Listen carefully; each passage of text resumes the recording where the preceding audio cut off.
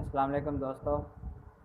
आज की वीडियो मैं बना रहा हूँ। ये एक मॉडल आया मेरे पास चाइना का नोबल 15 इंच का।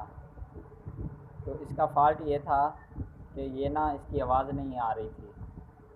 तो मैंने इसकी आईसी भी चेंज करके देखी, साउंड आईसी 2003। तो उसके बाद भी ये इसका फ़ॉल्ट नहीं दुरुस्त हुआ।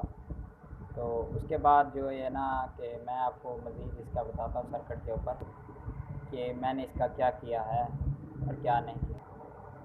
तो दोस्तों सर्किट पे आ गए हम। इसका फ़ॉल्ट था सर, ये इसकी आईसी लगी हुई है। ये मैंने आईसी भी चेंज किया और ये दोनों ट्रांजिस्टर भी चेंज किए हैं। ठीक है, 2003 चेंज किया। उसके बाद भी ये सही नहीं हुआ।